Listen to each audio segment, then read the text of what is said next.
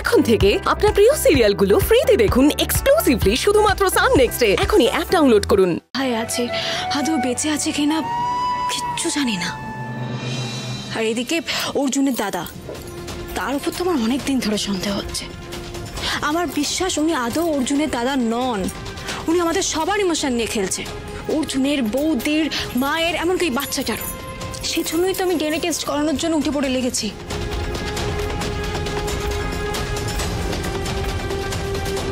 দাদা ভাই, আরে বাবা, সব ঠিক হয়ে যাবে।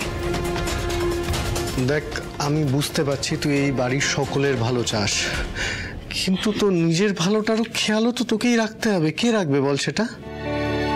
তোকে কে বলেছে আমি ভালো নেই?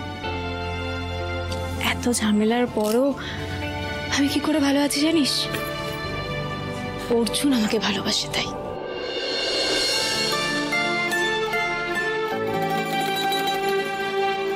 এই শোন না, এই কথাগুলো না আবার তুই কাউকে বলবি না, ঠিক আছে? না না, আমি আবার কাকে বলবো?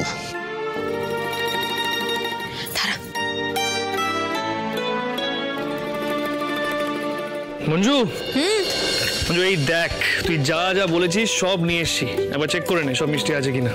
মিঠুন, তারপর কেমন আছিস বল? অনেকদিন পর বোনের সাথে গল্প করে কেমন লাগছে? হ্যাঁ, অনেকদিন পর। এই দেখো, দেরি হয়ে গেল। কেন? আরে আমি ওর জন্য একটা সারপ্রাইজ নিয়ে এসেছি, সেটা দিতেই ভুলে গেছি। দেরি হয়ে যাচ্ছে, আমি এক্ষুনি নিয়ে আসি। এক্ষুনি এক্ষুনি এক্ষুনি। মঞ্জু, আমি তোকে একটা কথা বলবো, কিছু মনে করবি না তো? কি শুনি? বলছি, মিঠুন দাকে আমাদের বাড়ির সব কথা বলা কি দরকার? না মানে দেখ, আমি লাস্ট কিছুদিন ধরে খুব ডিস্টার্বড আছি দাদার এই কেসটা নিয়ে। আমার ভালো লাগছে না এসব নিয়ে, আর মাথা খুব খেটে আছে আমার। আমি চাই না আমাদের পারিবারিক ব্যাপার পাঁচখান হোক। তুমি আমাদের কথা শুনছিলে? শুনতে চাইনি, কিন্তু কানে এসেছে, তাই তো? সে যেতেই পারে। দেখো, আমি তো আর 5 জন লোককে জানাইনি। আমার দাদা ভাই হয়, দাদা ভাই তো আর 5টা লোকের মধ্যে পড়ে না।